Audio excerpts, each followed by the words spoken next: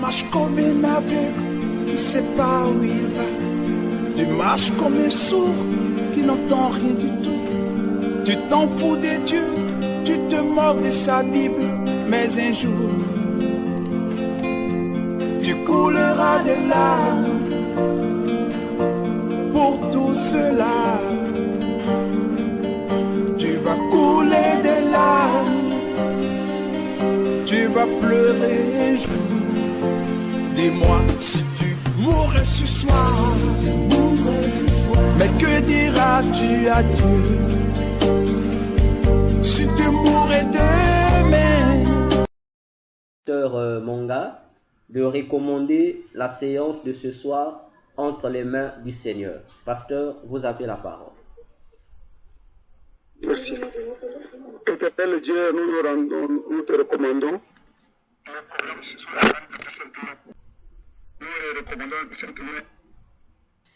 Ah, tout à l'heure, la connexion a fait défaut.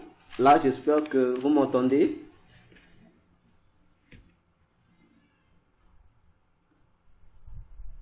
Allô, ça va?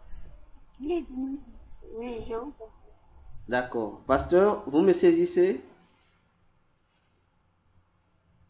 Je vous écoute, docteur.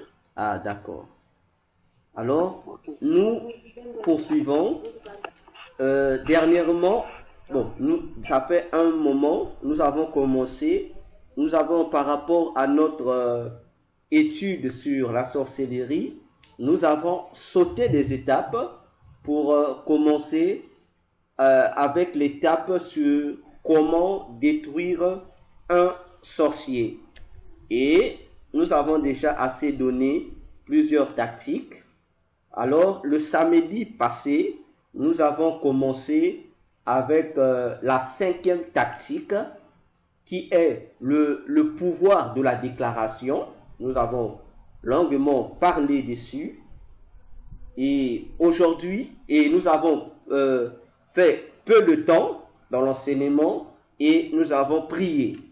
Ce qu'on a dit, on va désormais donner la stratégie et nous allons prolonger dans des prières.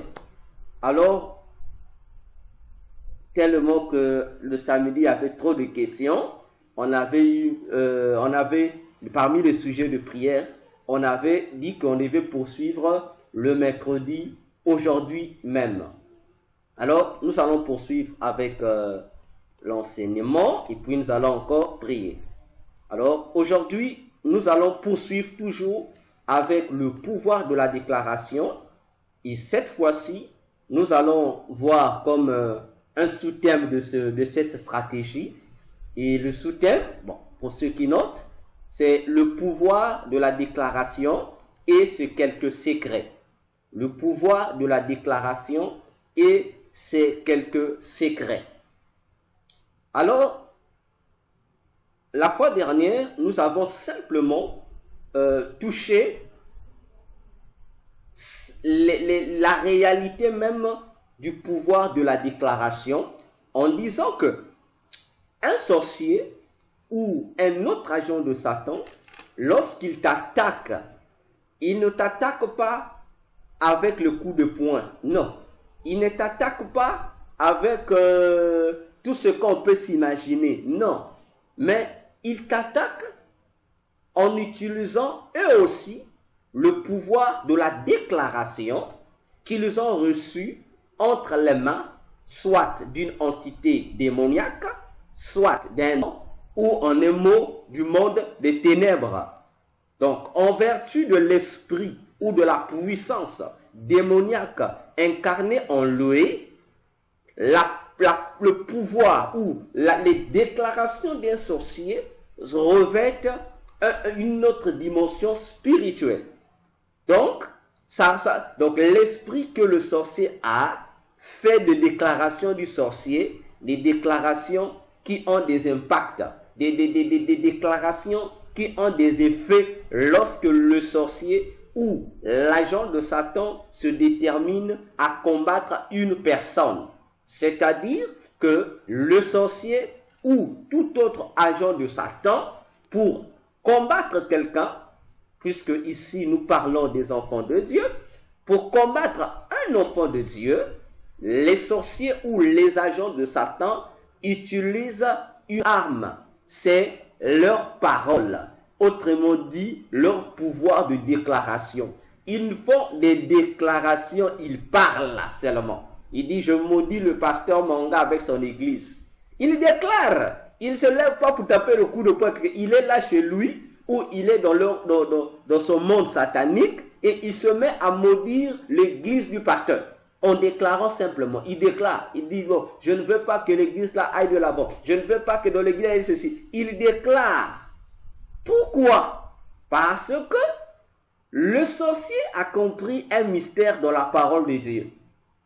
Il a compris que, il est dit dans Proverbe que la vie et la mort se trouvaient dans le pouvoir de la langue.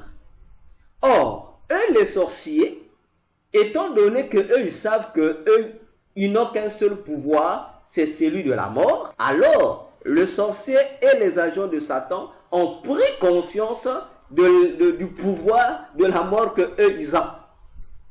Et je me suis posé la question dans le groupe. J'ai dit, mais pourquoi les chrétiens, à notre tour, nous chrétiens, nous n'arrivons pas à prendre conscience de notre importance, de notre valeur, étant les partisans de la vie? Si le sorcier qui est partisan de la mort proclame la mort et la mort a des effets, mais combien à plus forte raison nous chrétiens qui avons la vie? Donc, nos paroles aussi ont le pouvoir de la vie. Donc, si j'ai la vie en moi, cela veut dire, en tant que chrétien, mes paroles aussi ont le pouvoir de produire la vie, contrairement à l'influence négative du monde de ténèbres ou du sorcier qui me combat. Alors, puisque le sorcier qui me combat au moyen des déclarations qu'il fait contre moi, moi aussi chrétien, pour paralyser ce sorcier ou cet agent de Satan, pour le détruire, pour le combattre, je réplique par la parole, par mes déclarations, je réplique.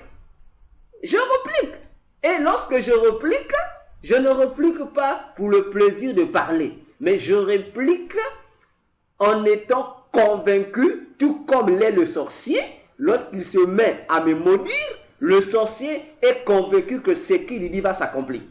Et moi aussi, chrétien, en vertu de ce que Jésus nous a dit, que si nous demandons quelque chose dans la prière avec foi, ce que nous avons demandé, nous le verrons s'accomplir. Donc, il me suffit simplement, dans cette 5e stratégie, sur le pouvoir de la déclaration, de savoir que lorsque je prie, j'ai aussi une arme. C'est quoi? Ce sont mes déclarations. Ce que je déclare lorsque je me mets à repousser l'ennemi. Ce que je prononce comme parole lorsque je veux combattre mon ennemi ou lorsque je veux remettre ou mettre à néant les incantations ou toute malédiction que le monde des ténèbres me lance. J'utilise simplement ma parole. Alors, nous allons lire un passage biblique avant de voir quelques secrets. Nous allons prendre Proverbe 29, le verset 24. Proverbe 29, le verset 24. La parole de Dieu dit ceci. Celui qui partage avec un voleur est ennemi de son âme. Il entend la malédiction et ne déclare rien. Je reprends. Proverbe 29, le verset 24. Celui qui partage avec un voleur est ennemi de son âme. Partie B, il entend la malédiction et ne déclare rien. Ah, bien-aimé dans le Seigneur. Ces paroles du proverbe semblent être des simples paroles, mais attention, ce n'est pas pour rien que dans Proverbe 1, les premiers versets, Proverbe dit que ces paroles-là des proverbes ont deux missions. La première mission, c'est de donner de l'intelligence à celui qui n'est pas intelligent. Deuxième mission, c'est de développer encore la sagesse de celui qui est déjà sage. Ainsi, en lisant ce parole de Proverbe 29, le verset 24, on dit, la personne qui partage avec un voleur, c'est-à-dire la personne qui tisse une alliance avec un voleur, la personne qui travaille en partenariat avec un voleur, on dit, elle devient l'ennemi de son propre âme. Je ne sais pas si vous me comprenez. Donc, une personne qui se permet d'aller travailler ou de créer une relation amicale ou une relation d'entreprise avec une personne qui est un voleur, Proverbe dit que cette personne-là devient un ennemi de son propre âme. Il ne devient pas l'ennemi du voleur. Non, lui n'a pas le problème avec le voleur, mais il nuit à son propre âme à lui, par le fait qu'il a accepté de collaborer avec un voleur. Maintenant, on explique quelque chose. On dit, qu'est-ce qui se passe? On dit, qu'est-ce qui fait de lui, de cet homme-là qui a accepté d'être lié avec un voleur, ennemi de son âme? On dit, c'est parce qu'il entend la malédiction et ne déclare rien. Donc, l'effet seulement de travailler en collaboration avec un voleur, ça crée des impacts. Cette alliance produit des impacts. Je pense que déjà, le pasteur Monga ici fait être d'accord avec moi, lui qui a déjà reçu des grandes révélations sur l'alliance. Lorsque tu es dans une alliance avec quelqu'un, cette alliance-là doit produire des effets qui doivent t'atteindre, des effets qui doivent être soit positifs ou soit négatifs. Bon, le fait que tu es lié à un voleur, comme déjà le voleur est sous la malédiction, votre alliance ne pourra que te donner ce qu'a le voleur. Comme on le dit terre à terre, que nous ne pouvons donner que ce que nous avons. Mais le voleur, qu'est-ce qu'il a à te donner? Toi qui signes alliance avec un voleur, qu'est-ce que le voleur peut te donner? Il ne peut que te donner ce qu'il a comme influence, ce qu'il a comme vie. Mais la vie du voleur, c'est quoi? Son influence, c'est quoi? Son influence, c'est la malédiction qu'il a avec lui. C'est ça, son influence. L'influence que lui, le voleur, peut te transmettre, peut te communiquer. Or, la malédiction qu'il te communique là, ce n'est pas une malédiction silencieuse, non.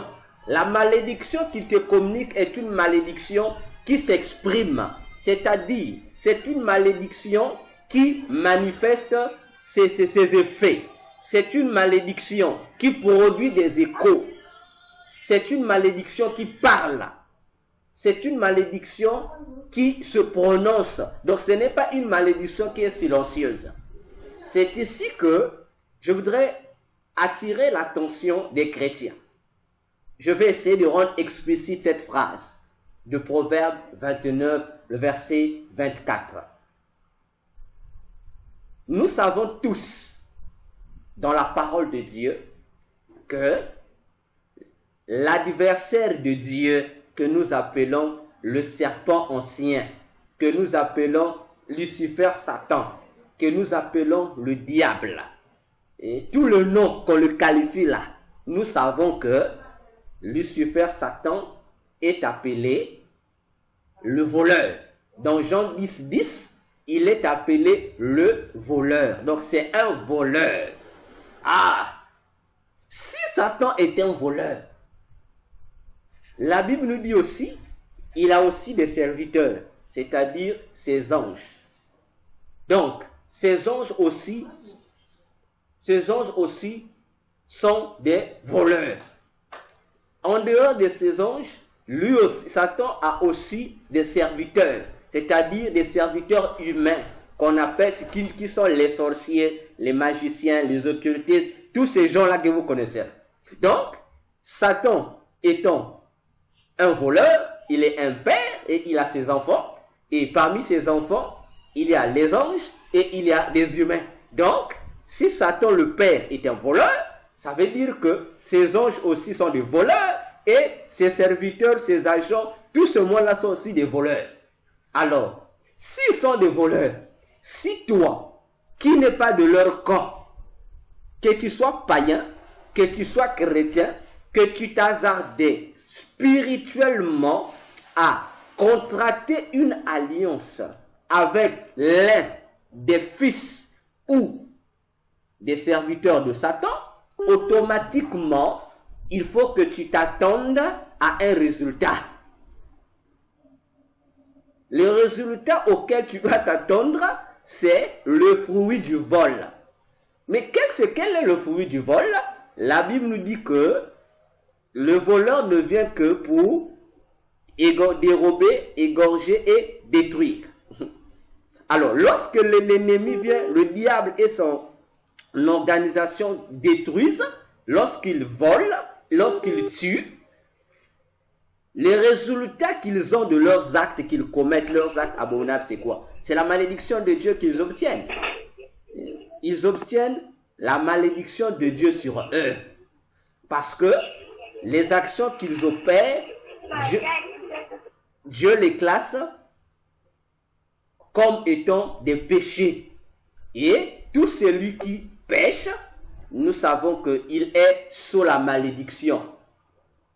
Alors, toi le chrétien, qui te permettra de t'allier dans une alliance quelconque avec le voleur, Satan ou ses agents, il faudra que tu réalises une chose, c'est que tu vas nuire à ton âme, tu vas nuire à ta vie spirituelle, tu vas nuire à l'alliance que tu as avec Jésus.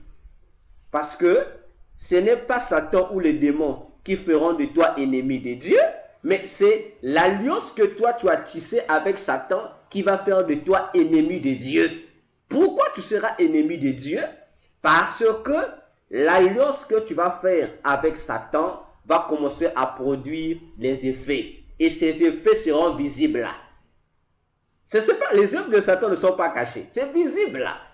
Ainsi, puisque c'est visible, ça veut dire que cette visibilité va émettre des sons, des bruits pour annoncer à tous ceux qui vont te voir que toi tu es maudit.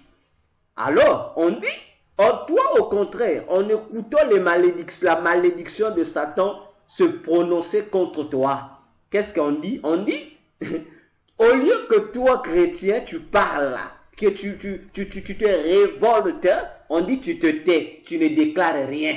Donc ça veut dire, puisque tu ne déclares rien, donc tu consens, donc tu es d'accord avec la mauvaise influence que Satan a sur toi. Alors, c'est ce qui se passe dans la vie de plusieurs chrétiens. Oui, c'est ce qui se passe dans la vie de plusieurs chrétiens. Pas seulement des frères et des sœurs, même aussi dans la vie des ministres et des serviteurs de Dieu. Parce que une attaque satanique n'est pas une bénédiction. N'est-ce pas, pasteur? À moins que le pasteur me dise le contraire.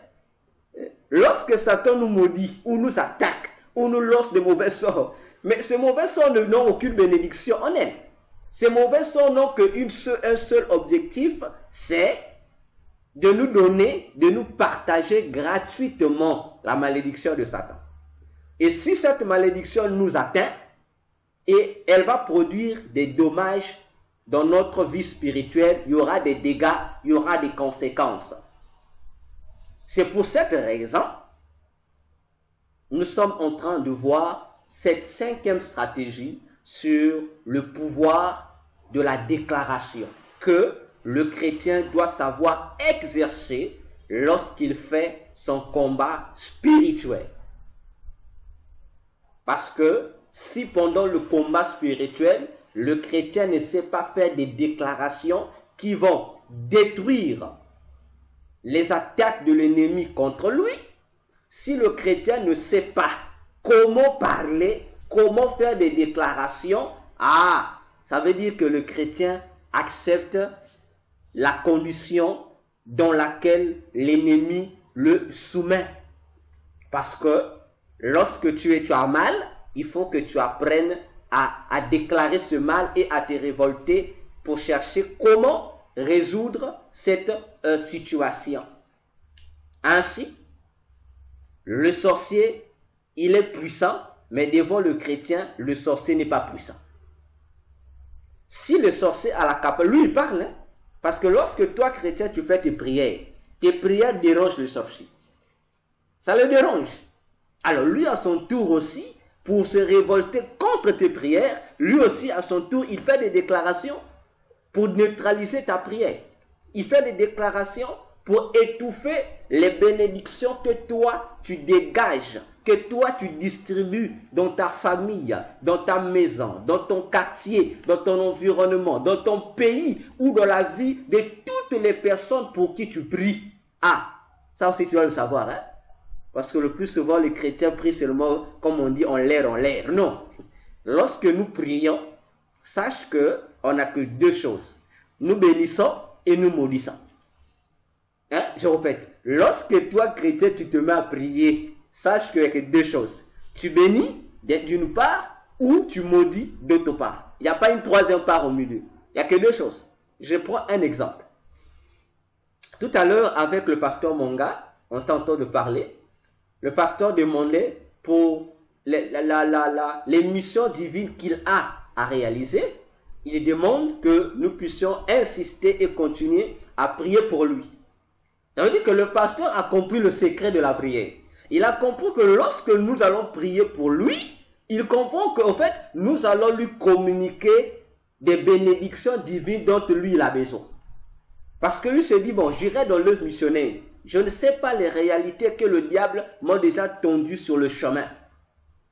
Alors, le fait que tous, on va se mettre à prier pour le pasteur, automatiquement, nous sommes en train de l'envoyer les bénédictions. Donc, nous sommes en train de le renforcer, de le combler. C'est comme si spirituellement, nous sommes en train d'ajouter dans ses bagages d'autres provisions pour permettre au pasteur de mieux accomplir sa mission ou son voyage pour le compte de Christ. Voyez-vous? Ainsi, lorsque dans ta prière, tu élèves la voix, tu dis, Seigneur, vraiment, je souffre. Ça fait très longtemps que je suis dans telle condition. Cette maladie m'angoisse. Seigneur, cette situation, j'en ai marre de cette situation. Ainsi, je veux que toi, tu descendes, que tu interviennes. Frère, sœur, le fait que tu déclares ça, ça veut dire que s'il y avait cette situation est le fruit d'une attaque venant d'un agent de Satan quelconque, automatiquement, qu'est-ce que tu es en train de faire? Tu es en train d'envoyer une malédiction envers cet auteur de ta situation. Que tu le veuilles ou pas, tu le maudis. Tu le maudis. Que tu le veuilles ou pas, tu le maudis. Donc, ne blaguons pas avec le pouvoir des déclarations que nous avons dans notre bouche. C'est pourquoi je vous révèle un secret. Vous allez voir que tous ceux qui sont dans les œuvres occultes, les sorciers, toutes classes confondues des agents de Satan, ils connaissent ce secret des déclarations. C'est pourquoi vous allez même remarquer que c'est rare, et je dis rare et très rare, de voir un sorcier ou un agent de Satan se mettre à maudire ses enfants. Comme ça. Non, ils ne font pas ça. Ils font ça rarement. À moins que cet enfant puisse commettre quelque chose qui ne l'a pas plu. Mais rarement tu verras le sorcier insulter son enfant. Rarement. Ils hésitent. Parce qu'il sait, dans le monde de ténèbres, savent que si le sorcier ou l'agent de Satan se met seulement à maudire l'enfant. Lorsque je parle de maudire ici, j'explique. Ce n'est pas seulement dire à l'enfant, t'entends pas réussir. Non, non. L'effet seulement que toi, parent, surtout parents chrétiens, je parle de parents chrétiens, je ne parle pas du païen, je parle de deux personnes. Je parle des fils de Dieu, les chrétiens, et des fils de Satan. Je ne parle pas des païens. Parce que le païen n'a pas ce pouvoir-là. Il n'en a pas.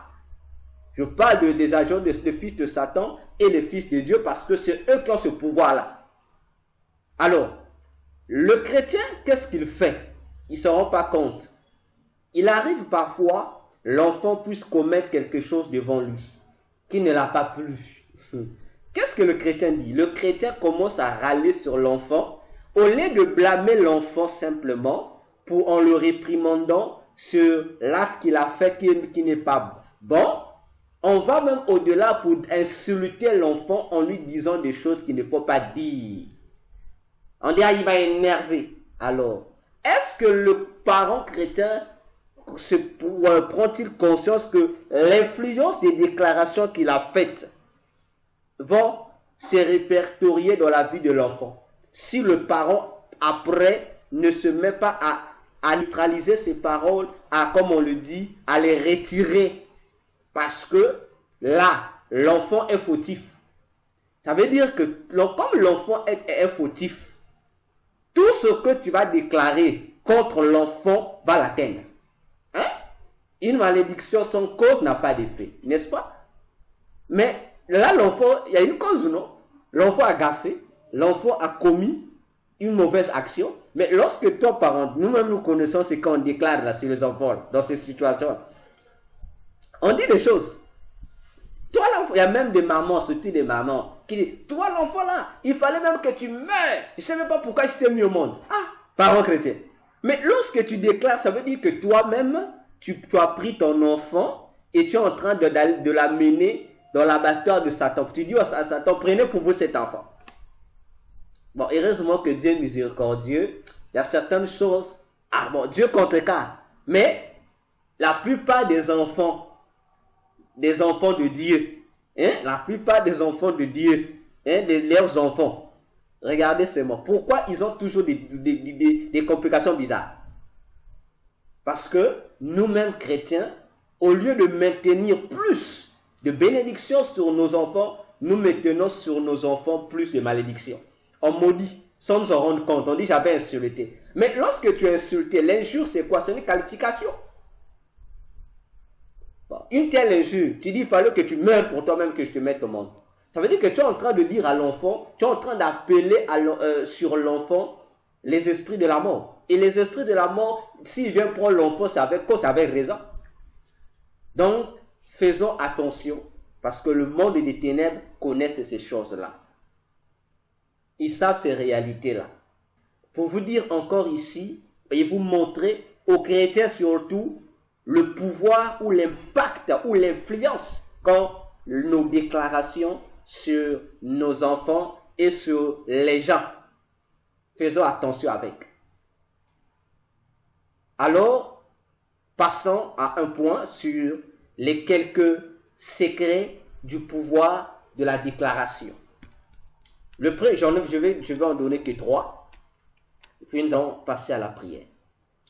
Le premier secret du pouvoir de la déclaration, le premier secret, c'est que le pouvoir de la déclaration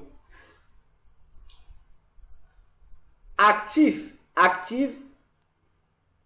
le goût, la passion, le désir de la sainteté dans la vie du chrétien. Je répète, le pouvoir, le premier secret du pouvoir de la déclaration, c'est que ce pouvoir de la déclaration active, alimente le goût, la passion et le désir de la sanctification dans la vie du chrétien. Le chrétien qui prend conscience que sa parole a une influence, sa parole peut bénir tout comme ça peut maudire. Lorsqu'il réalise ça, ce pouvoir-là l'amène premièrement à être l'ami intime de la sanctification. Lorsque je parle ici de la sanctification, j'explique que les chrétiens doivent savoir que dans la sanctification, nous avons deux réalités. Je dis, dans la sanctification, nous avons deux réalités que les chrétiens confondent le plus souvent. Première réalité de la sanctification, c'est quoi? C'est l'état de la pureté que le chrétien doit avoir. Donc, le chrétien doit être pur aux yeux de Dieu. Lorsque je parle ici de la pureté, je fais allusion à l'état sans péché du chrétien.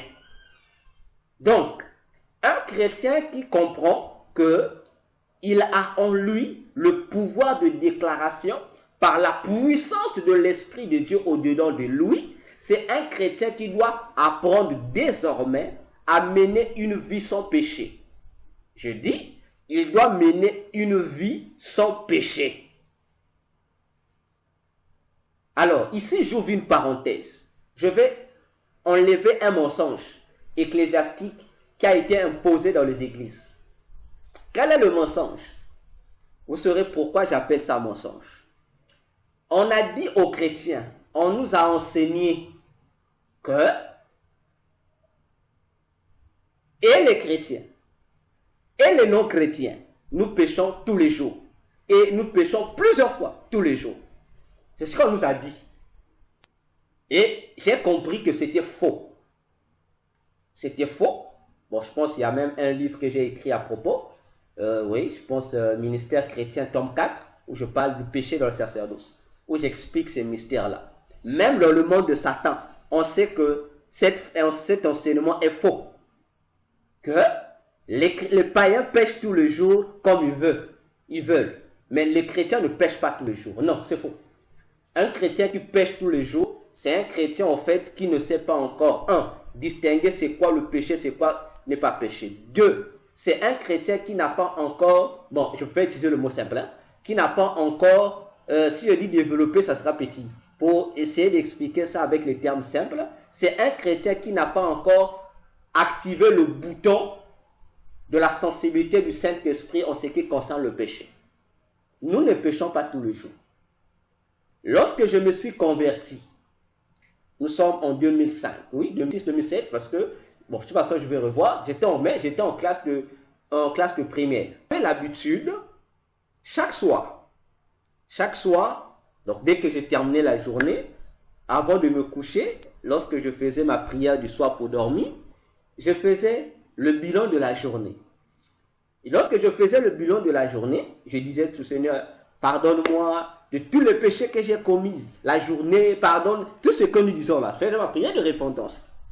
C'était ainsi. Je faisais ça ainsi continuellement. Alors, un jour, pendant que je voulais dormir, j'ai commencé à prier dans ma chambre. Je disais la même chose. Seigneur, après un moment donné, j'ai écouté une voix. Et cette voix a commencé à marcher avec moi depuis la journée. J'écoutais la voix, me disait toujours, lorsque tu pries, demande qu'on te montre tout le long de la journée là où tu as péché. Bon, avec la notion qu'on avait, nouvellement converti au Seigneur, que nous péchons tous les jours. Alors, ces jours-là, je prie le soir, la même voix me reparle encore. Demande qu'on te montre là où tu as péché le long de la journée. Bon, imaginez, il faut que vous priez, vous écoutez la voix. J'ai ouvert les yeux pour regarder autour de moi. J'ai vu, il n'y avait personne. J'ai dit, tiens, alors, tellement que cette voix insistait, qu'est-ce que j'ai fait? J'ai changé ma façon de prier. J'ai plus dit, Seigneur, j'ai péché la journée, Seigneur, moi. Non, j'ai comme ça dit, Seigneur, bon, montre-moi là où, donc, depuis le matin, je me suis réveillé, jusqu'à tout ce que j'ai pu faire le long de la journée, jusqu'au moment où je suis venu ici prier. Moi, je veux que tu me montres chaque endroit où j'ai péché. Je veux savoir où j'ai péché. En fait, je l'ai dit ainsi. Le premier jour, j'ai fait ma prière. Il n'y avait pas de problème. En fait, je n'ai rien vu, j'ai prié comme ça. C'est passé. Quelques jours après, j'ai refait la même prière, puisque ça m'avait d'abord échappé. J'ai refait la même prière. Alors, ces jours-là maintenant, je me suis dit, avant même de prier, J'ai dit, bon, au fait de compte, je ne comprends pas. Donc, lorsque je dis, Seigneur, pardonne-moi de tous les péchés que j'ai commis la journée. Donc, si la voix là me dit, je ne dois pas prier comme ça, qu'est-ce qui se passe? Il dit, ok. Donc, je perds mon temps, qu'est-ce que je fais? Alors, j'ai dit, cette fois-ci, c'est là où j'ai commencé à apprendre à prier, à comprendre que lorsqu'on prie, on doit arrêter de prier comme les vulgaires personnes. Mais il faut maintenant réaliser que Dieu est à côté de nous. Cette fois-ci, j'étais plus agenouillé. Je me suis assis sur le lit. Je me suis assis. J'ai dit, bon, Seigneur, je veux que tu me montres. Bon, moi, avant de faire ma repentance, montre-moi, je veux faire la prière de repentance par rapport au péché que j'ai commis. Et c'est là que j'ai fait ma prière.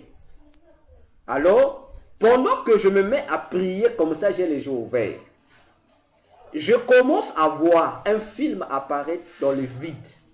Donc, le film me fait une remise de ce que... Donc, du début de ma journée, donc pendant que je me suis levé du lit, on commence à me montrer chaque étape de ce que j'ai fait.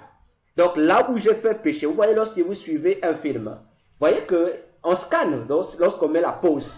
Donc, par rapport à mon parcours du matin jusqu'à cette soirée, on me montre. On dit ici, on bloque, on dit tu avais péché ici. On bloque, ici tu avais péché. Et à partir de là, j'avais compris une chose, je pouvais compter mes péchés journaliers. Je savais que, donc, aujourd'hui, je crois le premier jour, j'avais que 3. J'avais que 3 péchés. J'ai dit, donc j'ai péché que 3 fois. Au fait, je revenais pas, au fait. Je ne revenais pas.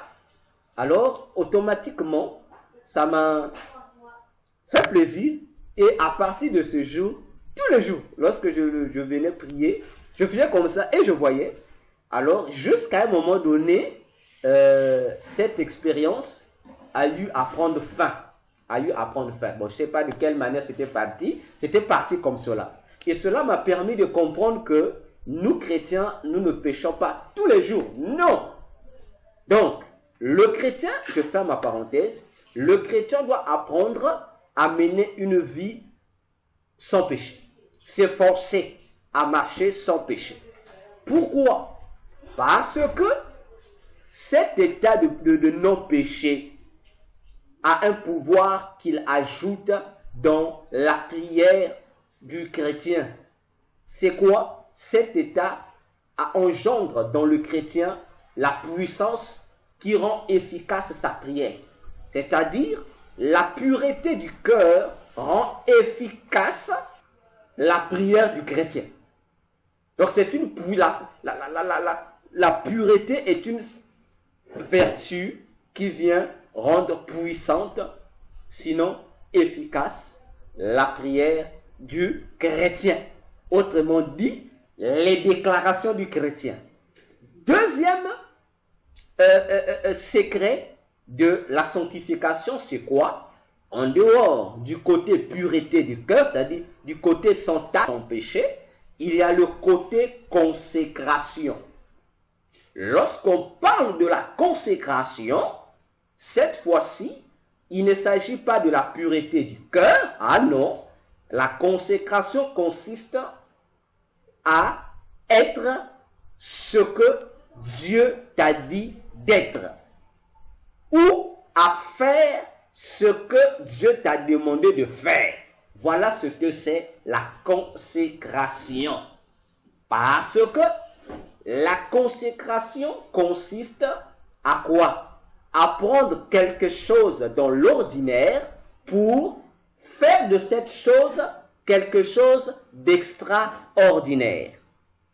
Je m'explique. La consécration consiste à prendre quelqu'un, toute personne, chrétienne comme païenne, toute personne, sans exception de personne, homme comme femme. Lorsque Dieu désire te consacrer, Dieu t'enlève dans ton état primaire. Si tu étais païen, lorsqu'il te prend, il te consacre à lui, c'est pour une chose. C'est-à-dire que tu cesses d'être ce que tu étais hier. Tu deviens nouvellement ce que lui va te demander d'être. Parce que là maintenant, tu deviens un instrument que lui, Dieu, va utiliser pour sa gloire à lui. C'est là qu'on parle de la consécration qui est différente de la pureté. Quoique les deux sont inclus dans un même mot que nous utilisons, que nous appelons sanctification. Parce que tu peux être, on dit, dans la sainteté, mais tu n'es pas consacré. C'est deux choses différentes. Le consacré peut être consacré, mais il n'est pas dans la sanctification. Attention, ce n'est pas les mêmes choses. Maintenant, pour mieux être, il faut avoir les deux, réunir les deux conditions en toi. Tu es pur, tu es saint. Autrement dit, tu marches dans la sainteté et d'un côté, tu es dans ta consécration. Par rapport, si Dieu t'avait appelé à être à la consécration, c'est-à-dire, si Dieu t'a appelé à faire quelque chose, reste dans la mission qu'il t'a donné d'être, reste là. Et associe à cette mission une vie de sainteté. Ça sera déjà, c'est un secret qui va te permettre de mieux rendre efficace le pouvoir de la déclaration que tu as face à tes adversaires et dans ton combat spirituel.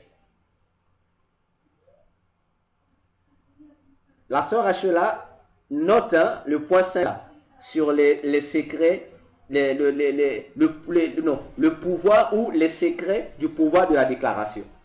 Nous allons faire toute une émission, je vais revenir sur ça en détail. Alors, le deuxième secret, c'est quoi? Le deuxième secret, c'est quoi? C'est que le pouvoir de la déclaration invite le chrétien à savoir révoquer, faire la révocation. Qu'est-ce que la révocation?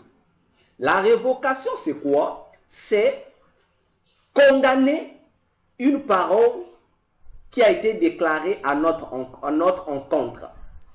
La révocation, c'est quoi? C'est remettre en cause, refuser une parole ou une déclaration qui a été prononcée contre nous. Tu refuses ça.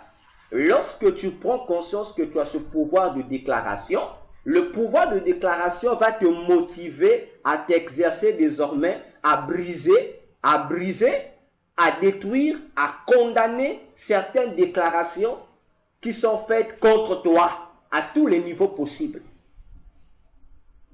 Ok? Tu révoques. Lorsque tu sais que ça, en tout cas, la déclaration là, ça ne me plaît pas. En ton tour, aussitôt, tu révoques.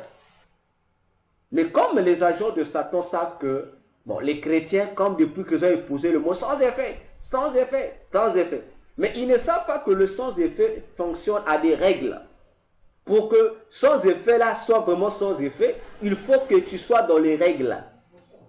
Si tu n'es pas dans les règles déjà, si tu ne marches pas dans tes deux pieds là, ne sont pas totalement en Jésus, sache qu'il y aura effet. Parce que tu es en fraude. Parce que tu es dans un état de péché. Donc, dans ton état de péché, mon frère, ma soeur, même si tu es ministre de Dieu, si un sorcier te maudit, le mauvais sort va t'attraper. Parce que tu es en fraude. Or, si tu sais que tu as les deux pieds en Jésus, ça veut dire que tu es dans le norme. Là, s'il y a une mauvaise parole qui est dite contre toi, tu peux dire sans effet au nom de Jésus. Tu annules.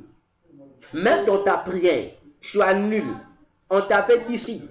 Bon, comme chez la plupart dans les églises, il y a la phrase « Oh, on m'avait bloqué, oh, on m'avait lié, oh, on m'avait dit que je ne pouvais pas faire ceci. Oh, on avait dit dans la maison, dans la famille, on ne peut pas faire ceci. » Pas de problème. Pas de problème. Prends ton temps. De la même manière que l'individu là avait fait ses déclarations, comme toi aussi tu as le même pouvoir, tu fais quoi? Tu ne souffres pas. Toi aussi, dispose de ton temps, un bon temps. Tu vas faire la réplique. Tu dis, bon, j'ai écouté qu'il paraît que dans ma maison, dans notre famille, que les gens sont maudits, que les gens ne peuvent pas réussir. Ah, comme eux, ils ont dit. Bon, moi aussi, j'ai un pouvoir de déclarer aussi. Tu viens, tu confonds. Tu dis non, ça, je dis non, le contraire. Je dis non, je fais l'inverse des choses.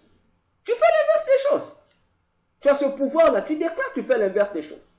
C'est comme j'ai toujours dit aux gens, petit sorcier, de rien du tout, Il prend son courage, il se lève dans toute la famille, il dit, dans toute ma famille, il n'y aura pas de gens qui ne pourront avoir un examen d'État. Ah! Bon, toutes les générations qui vont naître vont subir cette malédiction. Bon, les gens trouvent ça normal. Et il y a même des gens qui font de cette publicité. Ah, on connaît, hein, cette famille, c'est comme ça. Dans notre famille, c'est comme ça. Donc, ça te plaît quoi? Ça te plaît. Donc, comme ça te plaît, donc arrête d'emmerder les serviteurs de Dieu. Laissez-nous nous reposer comme ça te plaît. Bon, pourquoi vous venez encore nous voir? Puisque vous en faites la publicité. Ah, dans notre famille, c'est comme ça toujours. Oh non, c'est comme ça toujours. Attendez. Bon, c'est qui est comme ça. Comme c'est comme ça veut dire que c'est bien pour vous. Mais si toi, tu trouves que ce n'est pas bien, en tout cas, de la même manière que ce sorcier est allé voter la loi, toi, tu as le pouvoir d'annuler la loi du sorcier et de voter ta nouvelle loi. N'est-ce pas ce que Jésus a dit à Pierre? Dans Matthieu 16, 16 à 18. Ce que vous lierez sur la terre sera lié dans le ciel. Ce que vous allez délier sur la terre sera délié dans le ciel. C'est ce qu'on a donné à Pierre, non? Bon, maintenant, pourquoi les chrétiens n'exercent pas ça? Bon, le chrétien préfère, pour exercer son pouvoir là, il doit aller voir consulter un homme de Dieu. Parce que c'est dit que moi, le chrétien, je n'ai pas ce pouvoir. Mais qui t'a dit ça? L'homme de Dieu, ce pouvoir qu'il a, il a pas inventé. C'est le même esprit qu'à l'homme de Dieu. Le même esprit qu'à l'homme de Dieu, c'est le même esprit que tu as. Ah, le même Saint-Esprit. Il n'y a pas un Saint-Esprit pour les ministres de Dieu ou un Saint-Esprit pour les frères et sœurs. C'est le même esprit. Donc, laissons d'abord les hommes de Dieu respirer. Ils ont avec eux une mission. Hein? Le pasteur Mongate qui s'est dit, lui il a sa mission. Donc, ne le coincez pas parce que lui il veut aller gagner des âmes ailleurs. Bon, vous, quand vous ne voulez pas exercer le pouvoir de votre langue, vous voulez que le pasteur Manga puisse parler à votre place. Mais lui aussi, il doit vous laisser pour aller ailleurs. Laissez les serviteurs de Dieu respirer, s'il vous plaît. Va dans ta maison. Dispose-toi un temps. Tu dis, bon, moi maintenant, à cette heure-ci, je vais aller prier. Ma prière aujourd'hui a un thème. C'est quoi? C'est que je vais refuser toutes les malédictions qui ont été prononcées. Que ce soit dans le quartier ou que les gens me disent. Je refuse. Tu t'assois. Tu t'assois. Tu prends même la chaise, tu t'assois. Tu dis, bon, je commence à parler. Je proclame. Je dis ça, je refuse. Ça, je refuse. Tu brises. Tu brises. Et tu verras que tu auras la solution. C'est très simple. Donc, tu n'as pas besoin ici. Oh, non, il faut d'abord qu'on me fasse faire tel rituel. Le pasteur a dit, il faut d'abord que je donne 100 000 $. Frère, tout ça, on t'escroque pour rien. Tu as le pouvoir en toi. Exerce le pouvoir que Jésus a mis en toi. Point barre. Point barre. Alors, je prends, on va bientôt finir. Le troisième secret. Le troisième secret, c'est le choc en retour. Le troisième secret, c'est le choc en retour. Lorsque le chrétien réalise qu'il a le pouvoir de déclaration, ce pouvoir de déclaration va l'amener à faire quoi? À renvoyer à son envoyeur ce que l'envoyeur lui a envoyé. J'explique. Le pouvoir de déclaration ici aide le chrétien à répondre le mauvais colis qui lui a été envoyé par son ennemi, le sorcier, dans notre cas ici. Donc, le pouvoir de la déclaration est comme, un avion dans lequel tu peux mettre le même colis, la malédiction qui t'avait été envoyée, le mauvais sort qui t'avait été lancé, peu importe, toi tu connais. Tu emballes ça, tu mets ça dans l'avion, tu dis bon, retourne à ton expéditeur. Ce qu'on appelle en bon français le choc en retour. Et je vais expliquer un mystère ici. Et ce mystère est connu de tous les mystiques. J'ai dit tous les mystiques connaissent ce mystère. Lorsque toi tu vas consulter un occultiste ou un agent de Satan, tu vas le voir. Oh bon, moi vraiment, il y a un tel qui a un problème avec moi. Moi, je veux vraiment le lancer ou le jeter un mauvais sort. Pas grave. Le gourou qui va te recevoir, il sera très content, tu vas le payer. Mais une chose que le gourou ne va pas te dire, c'est que Et ça aussi, j'aimerais que vous qui m'écoutez, que vous le retenez toute votre vie. Lorsque dans ta malédiction là, si c'est une maladie, comme en Afrique, on aime que lancer les gens les maladies, on aime que, comment on dit, envoûter les cerveaux des gens pour que l'Afrique n'évolue pas. Toi qui fais ça? Sache que lorsque tu vas, non, je vais envoûter les intellectuels africains pour que l'Afrique ne se développe pas. Quand toi, ça te plaît de voir que l'Afrique soit toujours l'Afrique que nous détestons, alors, celui qui va te faire le rituel ne te dit pas qu'il y a un choc en retour. C'est-à-dire que toi, le lanceur de mauvais sorts et ta victime, vous allez vous partager le sort. Ça, on ne vous dit pas ça. On ne vous dit pas ça. Donc, si tu viens maudire quelqu'un en consultant un agent de Satan, bon, je vais le maudire. Sache que dans cette malédiction, bon, prenons 100%. Donc, au lieu que la malédiction aille atteindre son 100% chez la victime, qu'est-ce qu'on fait? Satan, il n'y a que 60% qui ira auprès de ta victime, les 40% vont te revenir à toi. Toi qui es allé faire ça. Maintenant, imagine-toi le danger. Si combien de personnes as-tu fait ça? Ça reviendra contre toi. Ça, on va le développer plus tard, mais comprenez ça. Maintenant, qu'est-ce que toi, le chrétien, tu fais? Lorsque tu vois que tu as attaqué, bon, tu sais que je suis attaqué, en tout cas, c'est une attaque mystique. Ne souffre pas. Si tu sais que tu es 100% en Jésus, ça veut dire que tu es protégé. Ne panique pas. Il exerce le pouvoir du choc en retour. Déclare seulement que, bon, si c'est que j'ai cette attaque-là, il dit, moi je sais déjà que le fait qu'un agent attaque, il a déjà 40% de son propre malheur. Il y a déjà le 40% qui le revient. Maintenant, toi, à ton tour, prends le 60%, ajoute ça dans ces 40%, donc tu fais comme on a un aller-retour. Donc, le choc vient chez toi. Toi, à ton tour, tu ressors ça de toi, tu le lui renvoies. Et tu verras que sa condition sera pire et pire. Ça sera pire et pire. Voilà les 3 secrets que je voulais partager avec vous dans ce complément sur la 5e stratégie, comment combattre le sorcier dans ta guerre spirituelle. Alors, je donne, s'il n'y a pas de questions du côté de moi, Victor ou du pasteur Monga, nous allons avoir 3 points de prière. Je suis à vous. Pasteur Monga, il y a une question.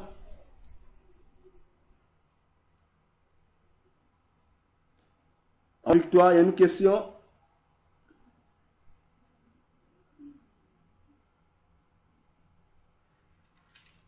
Non. D'accord. Alors, nous allons donc prier. Alors, nous allons élever nos voix tout en tenant compte du pouvoir de la déclaration que nous avons. Nous allons prier le Seigneur Jésus. Nous allons lui dire, Seigneur, nous voici, nous venons annuler tous les mauvais sorts qui nous ont été imposés au niveau de la famille, au niveau des parcelles où nous habitons, au niveau de nos localités où nous résidons, partout où nous sommes allés, que ce soit dans le lieu de voyage, s'il y a eu un individu qui a fait des mauvais sorts contre nous, dans nos milieux professionnels, à l'école, dans chaque endroit, frères, sœurs, tu vas commencer à annuler toutes ces paroles et à remplacer à la place de ces paroles maudites des paroles de bénédiction en ta faveur, en faveur de ta maison et de tous les gens de ta maison. Élevons nos voix, prions le Seigneur notre Dieu. Seigneur, nous voulons encore ce soir, Père, amener devant nous toutes les déclarations mauvaises qui ont été faites à notre rencontre. Seigneur, que cela soit dans les tribunaux des sorciers ou je ne sais de quel autre cercle mystique, tout ce qu'ils ont déclaré sur ma vie, tout ce qu'ils ont déclaré, Seigneur, sur ma photo, sur l'élément de ma vie qui est entre leurs mains, sur les gens de ma maison, Seigneur, je proclame que tout cela est annulé, j'annule. À la place de chaque malédiction, à la place de chaque mauvais propos, je le convertis en des propos bénéfiques à mon égard.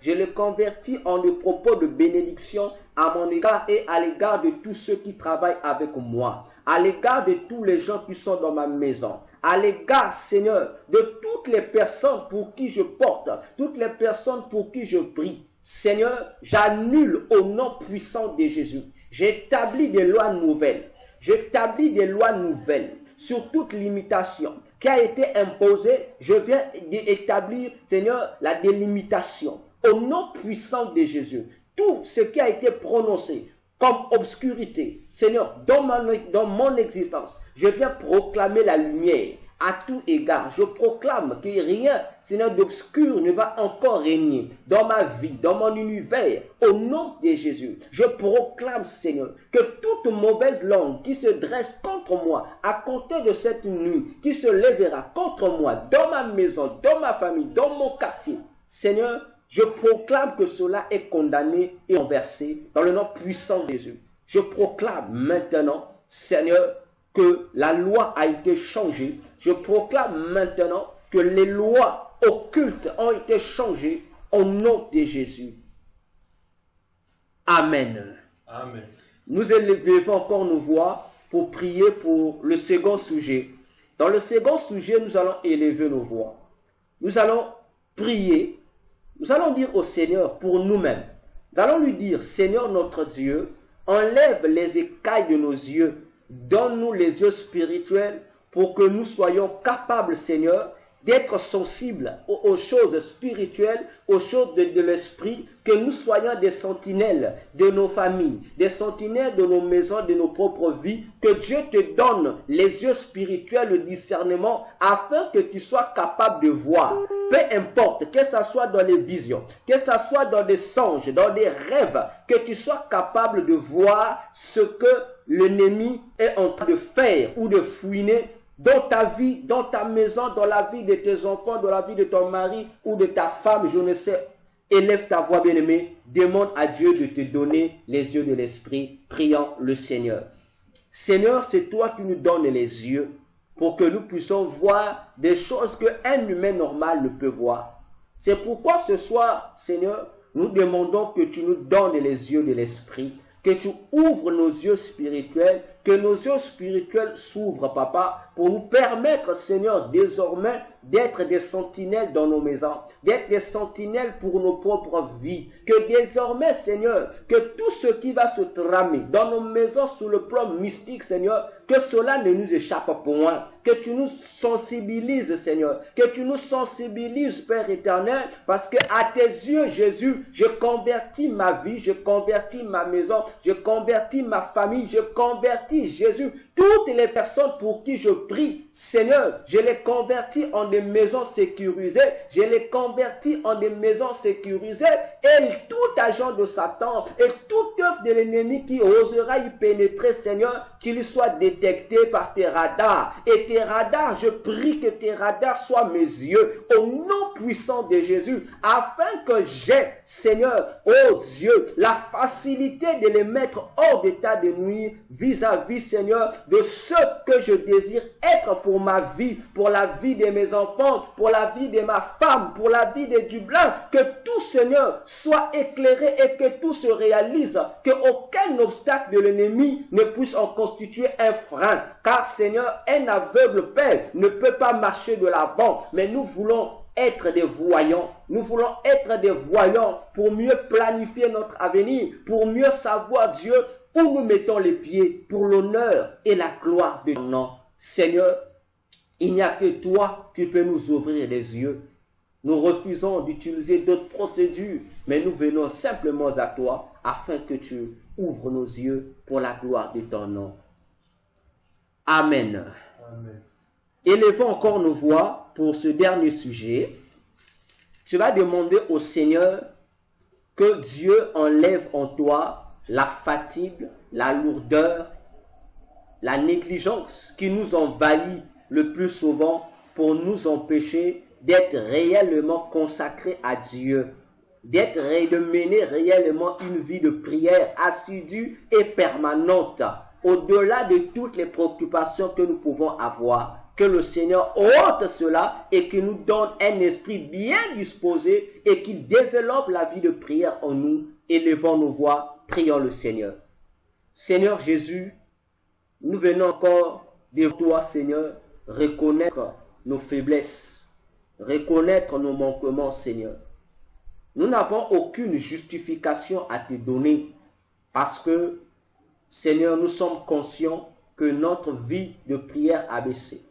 Nous sommes conscients, Seigneur, que nous nous sommes alourdis, que nous sommes distraits, que nous laissons le plus souvent être emportés par nos préoccupations journalières. Oublions toutefois, Seigneur, de ressourcer notre homme intérieur. Seigneur, si physiquement notre être est nourri, ô Dieu, combien à plus forte raison, Seigneur, notre homme intérieur qui nous vivifie. Seigneur, que ton esprit nous fortifie, qui nous donne la capacité de nous lever là où nous sommes tombés dans la prière, de nous donner la force de nous relever, Seigneur, de nous affermir, d'augmenter en nous, Seigneur, la soif d'être en prière, de garder cette attitude devant toi, que nous ne puissions pas passer notre journée sèchement sans penser, Seigneur, aux choses qui nourrissent notre être spirituel. Seigneur, enlève la fatigue, Papa. Enlève la lourdeur, éloigne-nous de toute distraction, Père. Mais que notre esprit soit simplement nourri par des ingrédients, Seigneur, qui vont nous aider à nous développer intimement dans notre alliance avec toi. Seigneur, il n'y a que toi pour nous soutenir. Il n'y a que toi pour nous aider à avoir désormais des esprits bien disposés, Seigneur, à mener à bien notre vie de prière, Seigneur, conformément, Seigneur, à ton alliance dans notre vie. Merci, Seigneur, pour ton appui. Que l'honneur et la gloire te soient rendus. Nous t'avons ainsi prié. Nous disons Amen. Amen. Seigneur, je te bénis encore pour ce moment que nous venons de passer. Seigneur, merci pour ce temps où nous avons été bénis. Ainsi, je recommande le reste de la nuit entre tes mains. Que nous soyons tous visités par toi, le pasteur Manga, Seigneur, maman Victoire, la sœur Osley, Seigneur, maman Karine, la sœur Rachela, le pasteur Yves Adiani, Seigneur, le pasteur Lambert, ô Dieu, ainsi que le reste des membres du groupe. Que tu nous fasses du bien cette nuit, que tu nous visites et que notre prochaine rencontre soit assistée, soutenue par la gloire de ton nom. Nous avons ainsi prié et nous disons Amen. Amen. Amen. Amen. Donc, là le Sénégal a parlé. Donc, bonne soirée à tous. À nous revoir le samedi. Nous serons là. Et je dis encore bonsoir à tous. Ok, d'accord. Merci. Bonsoir. Que Dieu vous bénisse, docteur. Merci, pasteur. Je salue Bonsoir. Ah, merci. Ok. D'accord. Bye bye, tout le Bye. monde. Que Dieu vous bénisse. Amen. Bien, moi j'ai fini. Tu fais sur WhatsApp? Oui? C'est un peu commun. Non, c'est mon groupe comme ça.